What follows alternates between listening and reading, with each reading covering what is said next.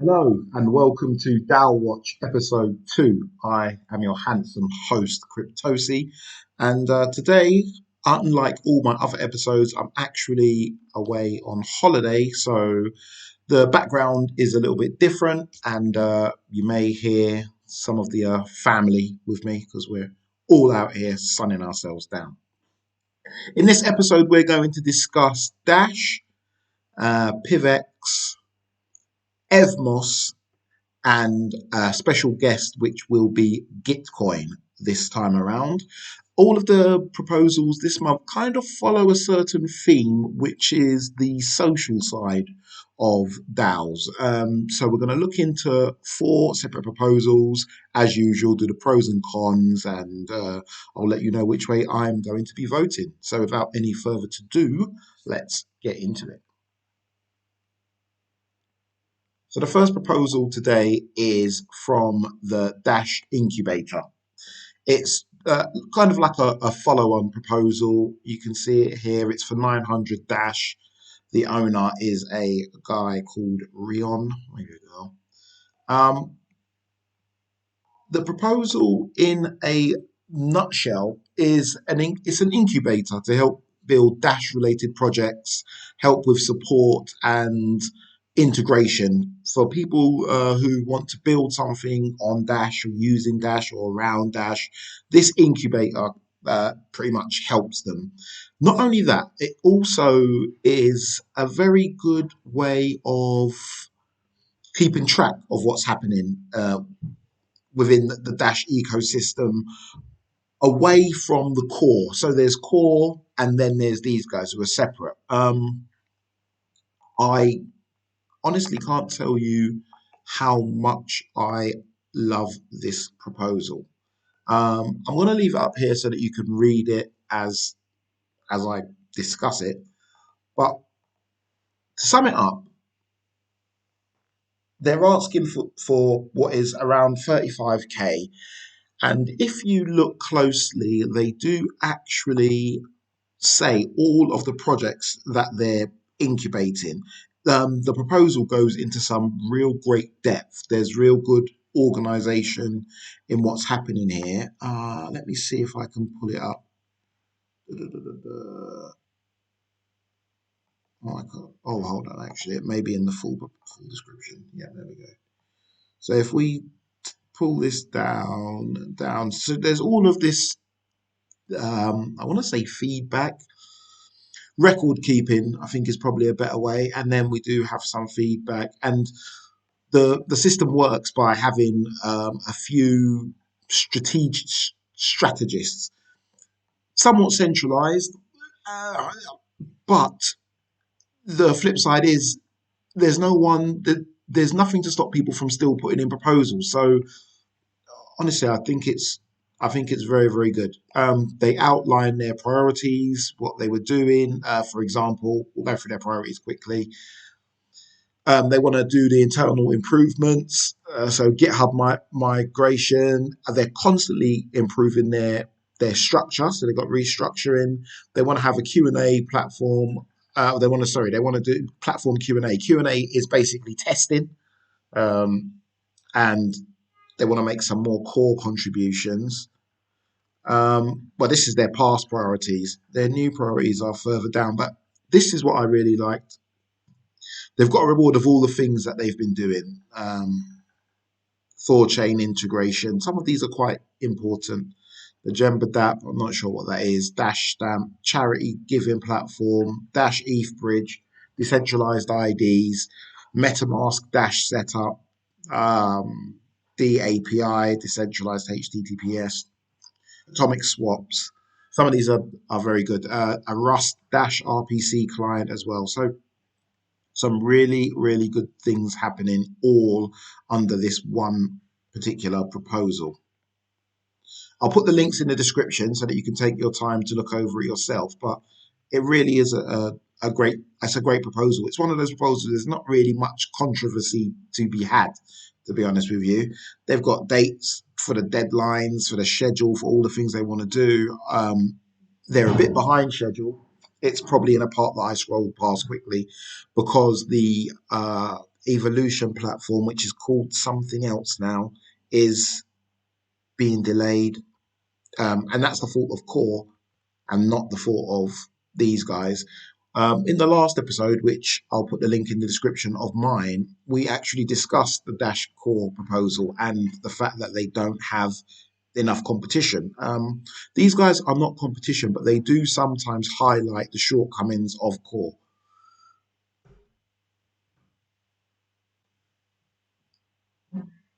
So you have all of this that you can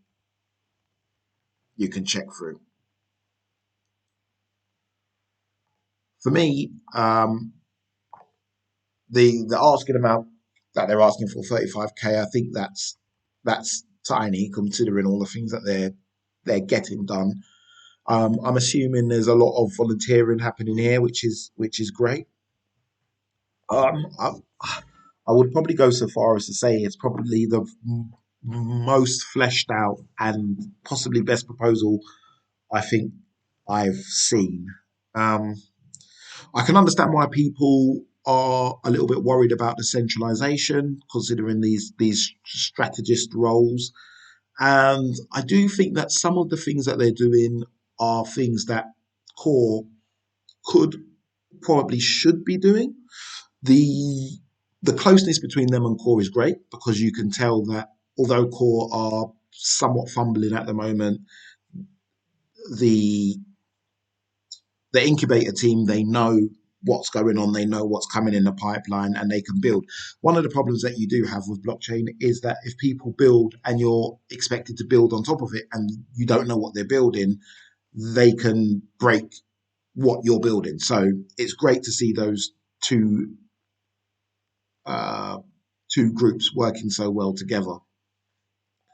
The reporting on this proposal is absolutely second to none. It really is. It's phenomenal. It's just so good. It really is so good. The presentation of it all is so good. The only one thing I would complain about is that everything is in the written format. The graphs and stuff, obviously, you can't talk through graphs, but I feel like it would be great if they had video interviews. Dash has got a lot of video personalities and people who make podcasts, etc., etc. It would be great if they just had a roundup of what they're doing every month, 2 months, maybe quarterly, whatever. It would be great if they had no, in fact, not whatever, every month, I would say. It would be great if they had a roundup of what they're doing.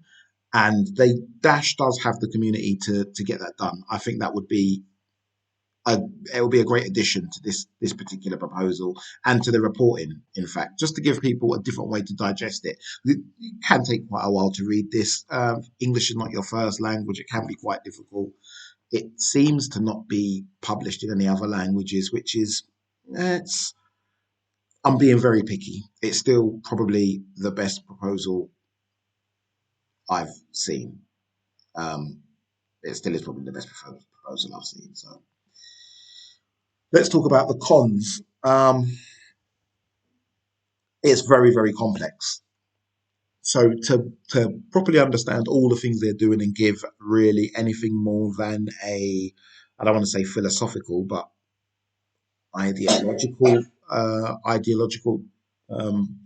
vote is difficult. You're going to have to do a lot of reading, a lot of learning, and a lot of understanding. Like I said before, it really could do with a roundup video or podcast. It could be short, only 30 minutes or so, just to say, okay, this is what we've done. These are the people we've worked with. Maybe get one or two of them on their show and just make it a little bit easy to understand what's happening. Some of the proposals also are quite large in size or scope. Let me see if I can find one here. Can't find one here, but maybe I can't find one here. The biggest one I can see is the document repository, and you can't have that separate. But some of them I would like to see possibly separated out from the incubator proposal and separate. We've got that problem again whereby if we're funding one thing, we're funding all of them. Some of them, surely, some of them are a little bit more controversial than the others. Those controversial ones, I'd like to see a way of them farming that decision making out to the masternode owners. Again, the problem would be that it means a lot more people have to do a lot more learning, a lot more understanding about the crux of those particular proposals, and that is and can be very hard work. It's very much hard work.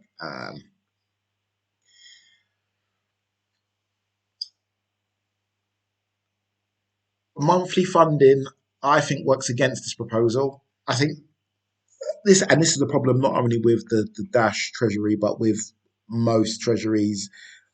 It's nice to be able to pull funding from a proposal after a few months if they've gone for a 12-month proposal. It's nice to pull funding if you know that the team are failing massively.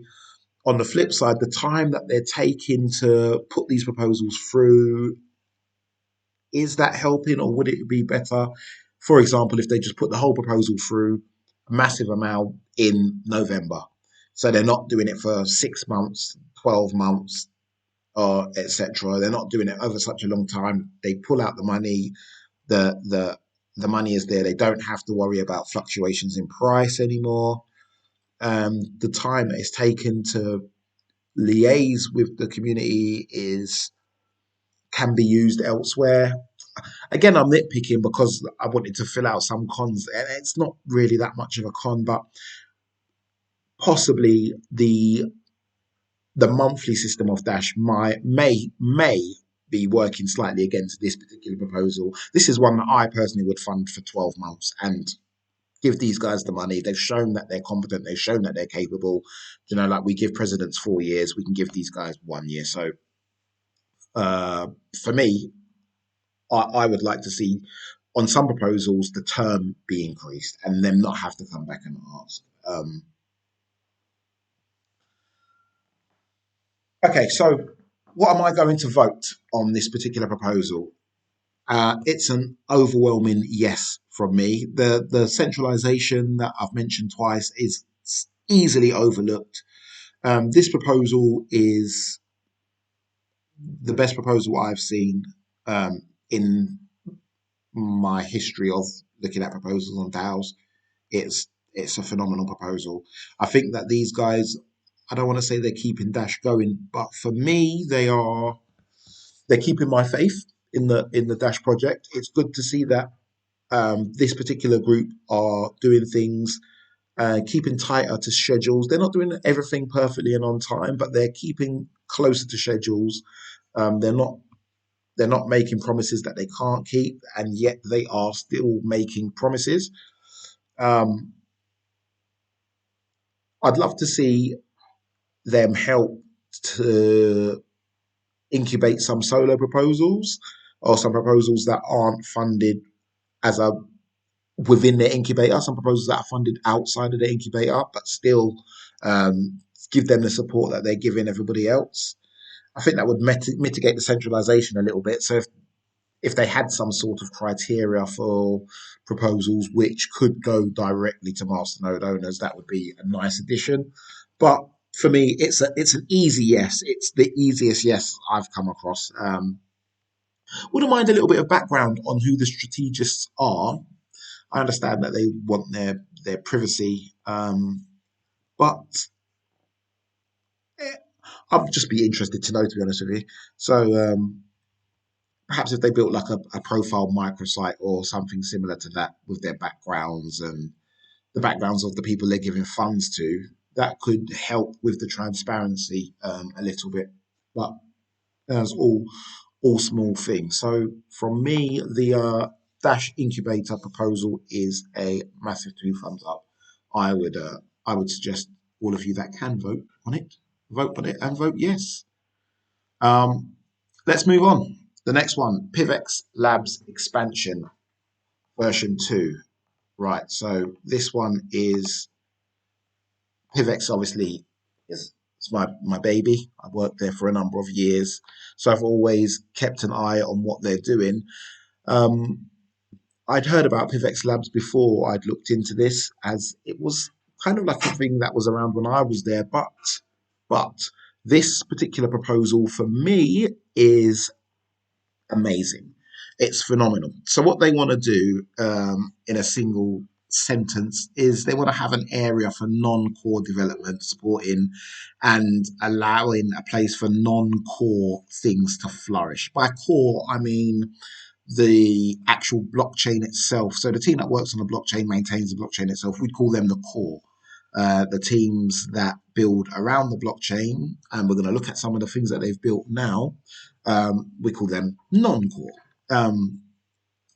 And interestingly, PIVX has always had a reputation for having a very core, very hostile core team. Sorry, their core team has always been very hostile to outside projects or development, and it's definitely held PIVX back in the past. So building this labs, which has been done by a person called JS Kitty, who I know pretty well, it's great because it gives people who aren't, or let's say their faces don't fit with the core crowd, it gives them a place to go and build and a different energy for them to be a part of. Possibly a different social speed, a different setting, and it's not a bad thing. I'd say it's a very good thing that people now have this place to go and learn and build and foster relationships. So it's great. So let's just look into a few of the things that these guys are building at PIVX Labs. The first thing that hit me was the PIVX wallet, my PIVX wallet. So it's not the core wallet. This is a somewhat standalone browser-based wallet, and they've just added cold staking to it. Now, when I was in PIVX, I worked on a light wallet, which is pretty similar. This is another type of light wallet.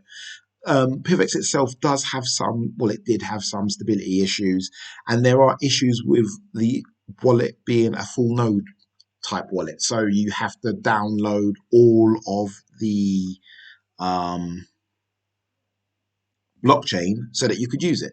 So if you wanted to send a little bit, you have to download this entire blockchain. It makes it utterly unusable on mobile and very, very slow and cumbersome on desktop. It was, for me anyway, it was a massive deal. It was a massive issue. It was a massive problem.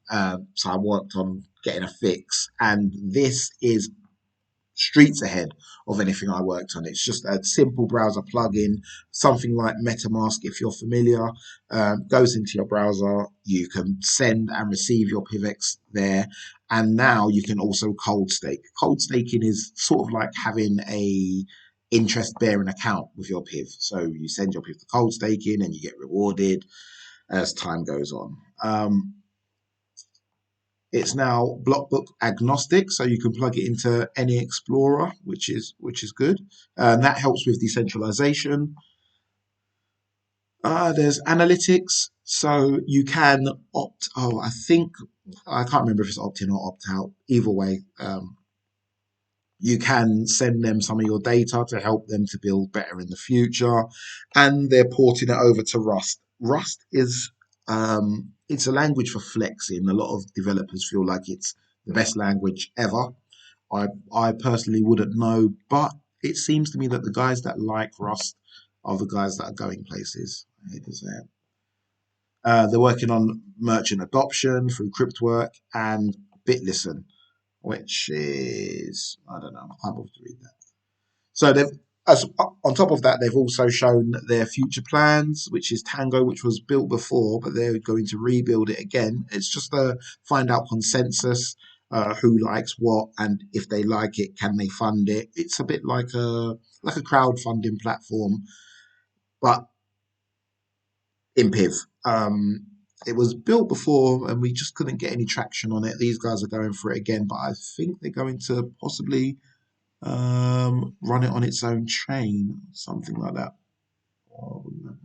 Private exchanging and shopping via the wallet, and some grassroots marketing. I love this idea of grassroots marketing being a part of PIVX Labs. I feel like projects shouldn't have one particular marketing department, but many, because there are different people who need to be spoken to in different ways. There are different ways to appeal to certain people, and there are different ways to offend certain people. Before we had a great "this is a family" feeling and vibe around PIVX. We made an advert. I've told this story before quite a few times. In the advert, the Canadian guys were having a hog roast, which to them is a national dish and something that they take some pride in. But to 1/3 of the world, it's haram, and it's not something that they take pride in. So it's good to have different marketing teams sending a different message to different people around the same technology, because it does mean that people can't be offended as easily, and the message just gets across better. So the amount they're asking for is tiny as well. 7,500 PIV over a 4-month cycle, which is 30,000 PIV in total. To the best of my knowledge, that's something just north of 10K US dollars. So considering what they're building, they're not asking for a lot. The board members are volunteers by the looks of it. And when they release Tango, they're going to have it multi-sig.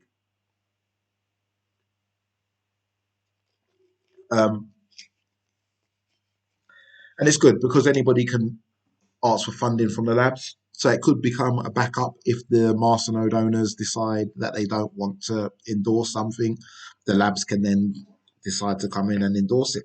And vice versa, you can go to the labs before putting in a proposal. And I'd probably suggest you do go to the labs before putting in a proposal, because it's just better to work with people who have been working with the code base for a number of years and been working with the community for a number of years.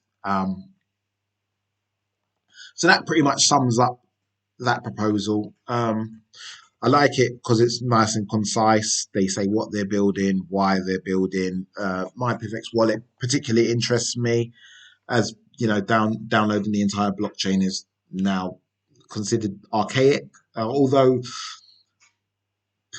extremists would say everybody should have their own full blockchain. I'm not a crypto extremist. I don't think decentralization needs to be that decentralized. And if we get to a place where that is the case, I'm sure these guys will say, look, can more of you download and hold your own blocks, your own chain.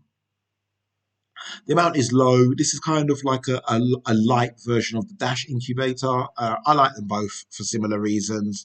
It's around 1/10 of the budget that Dash have got, and they've probably got around 1/10 of the development happening as well. So probably a little bit more. So it's good value for money. I'm going to vote yes. I can't think of any obvious cons. The same would be as I had for Dash, but it's a much smaller team, so I guess I can ask for less from the PIVX guys in terms of reporting and things of that nature. For this one, I'm definitely going to vote yes. It's the sort of thing even I would like to get involved with. It's great. Clearly separate from core, and yeah, well done to JS Kitty and all the others that are involved. It's a very, very, very good proposal. Let's move on. See how we're doing for time. All right, we need to get a wriggle on. The next one is ERC20. So this one is on EVMOS, and the proposal basically discusses creating an ERC20 and a bridge, if you will, which is quite the right word, for the DAI stablecoin from AXLDAI to be used on EVMOS. So you'll have an official AXLDAI coin on EVMOS, which pegs against the US dollar. There's no funds changing hands with this. This is purely to say we should have this technology on our network, and this should be the token for it. This one is possibly the only one out of the four that is somewhat controversial, and even then, it's winning by a landslide at the moment. I can't see I can't see it not winning because there have been other proposals very similar to it that have been voted in already. If we go and have a look at governance, you can see there's one for territory and USK, because there's very low downside risk from these proposals to the network itself. However, it's not quite that simple. The discussion is on the Commonwealth. I'm just going to open that up here so that you can have a look at it whilst This Commonwealth page is very slow. So you can just have a look at that summary.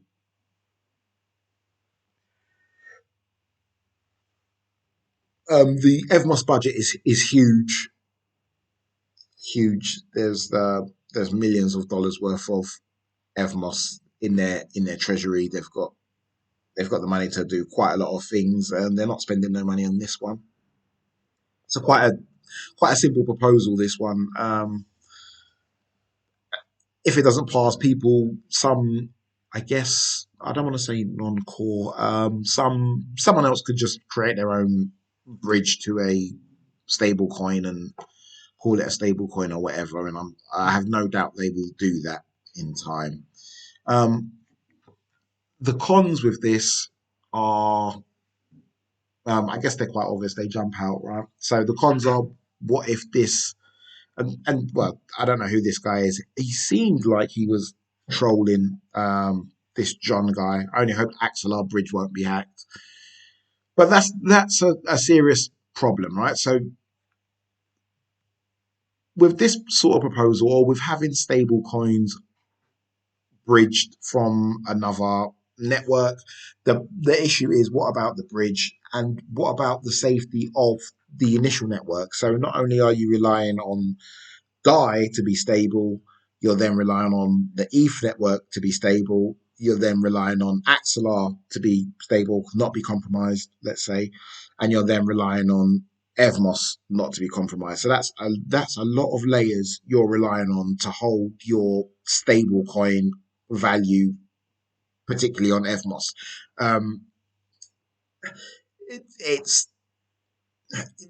It just makes, for me personally, I wouldn't do it. I just wouldn't hold a lot of my USD. If I wanted to stay in stablecoin, I wouldn't hold a lot of it on a network knowing that it's been bridged over there 4 times. Even if it was only bridged once, even if it wasn't bridged, generally I would hold a lot. I wouldn't suggest holding your value in a stablecoin on any network other than Ethereum. EVMOS has its share of hacks, or no, that's not fair. There have been projects linked to EVMOS that have had their share of hacks. Most recently, I think it was called the Nomad Bridge, had a hack, and that caused a lot of issues. So for me, I'm happy to go fast and break things, so I would definitely vote yes on this particular proposal. I personally wouldn't keep large amounts of money on here for a long time. I think it's just as dangerous as leaving your coins on an exchange. And for me, that's always been a no-no. So it's a yes to the proposal, but it's I guess, somewhat contradictory. It's a no to whether or not I would actually use it very much. I would in small amounts, but not in large amounts. And on to the last one, version 2 of the Steward Council on Gitcoin. I wasn't really very up to speed with Gitcoin when I started to do the research for this proposal, but I have since done some reading, and my gosh, am I impressed. So Gitcoin is, I'll put a link in the description to what Gitcoin is in 60 seconds. So you can go and watch that, pause this first, watch that, then come back in a minute and a half and have a look. If you didn't bother to do that, basically it's a way to set out bounties for work that you want done on particular networks or, well, anywhere really. Um, it's been around for a long time, and I know quite a few developers who have used it and collected bounties, and I haven't heard anything but good things be said about it, to be honest with you. Um, so this Steward Council, the proposal is to move on to V2 of the Steward Council. I'll put a link to the proposal in the description as always. Just shows this part here just shows what the Steward Council does, what they plan to do in the future. So here we go. Like generally, they meet irregularly. They want to meet fortnightly. I can almost guarantee they won't be able to stick to that. It's so difficult to organise these things. Formal meetings, ad hoc sessions, broad and deep mastery, imagine the future, inspire direction, and master panel work groups. I think this is basically what they're saying is they're expanding and they're up in their game. Let's say. What I did want to show you, if I can find it now, they talk about the remuneration that the guys get. It's tiny. People with this level of expertise, they can earn a lot more in their normal jobs. That worries me a little bit because you're then working with altruism, but open source often works with altruism. The positive part being that you can come and go as you please. People tend to be happier, but this is not about that. I wanted to show you the cards for the members, but I can't find them. They've got a really good card system. Oh, here we go. There we go. So here we can see these are the people the top people will make up the stewards, and you can just see who they are, what they do. You can see their forum activity. You can go and link on the forum. It's just very, very good. Um, Again, it's a proposal that's asking for nothing. They're saying about all the things they're going to change.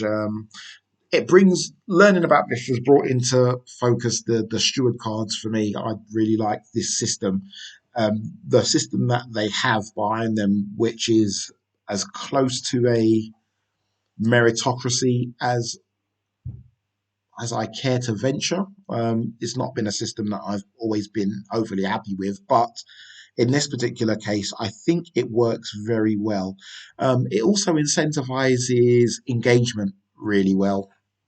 Um, there are incentives built correctly so that people use the forums instead of Discord, and that helps because Discord, obviously, the chat whizzes by, and in the forums it stays there, and it's a better place for learning. And um, the feedback is great that they've gone through on here. They're really paying attention to what they're doing well, and they're looking at what they can do better, and they really are doing a good job of improving over time. Well, so it seems to me based on their reporting. And yeah, for me, it's another one that is it's another one that's an easy yes for me. Yes is all around the board today, so another easy yes. It's probably the most well, it seems to be the most diverse group cognitively before people start rolling their eyes. Well thought out, well discussed proposals. This is up there with the Dash one. It's phenomenal. Very tech heavy. Again, it's another one which is all presented in Word format, so it's a lot of reading to understand what they're doing, understand who's who, understand the team. Takes a lot of learning. I would love if they had a video or some of their video calls um, presented up near the front of their proposal. So they said, like, here's our last call somewhere around here in the preface, so that you can just listen to that as opposed to sitting down and going through this 15-20 minute read. With decentralized governance, I think things should be made easier for people so that they can learn and understand what is happening within 5 minutes, because people are generally busy. It is a lot to digest. That's the only con that I've got for this one. And yeah, I'm going to vote yes on this one. I think it's great. So that's the conclusion of this episode of DAO Watch. I hope you enjoyed it. If you can do better, I really would love you to, because I think that programs like this, videos like this, should become more commonplace within crypto. And yeah, that is me, Cryptosi. I am only 5 minutes over time. Signing off.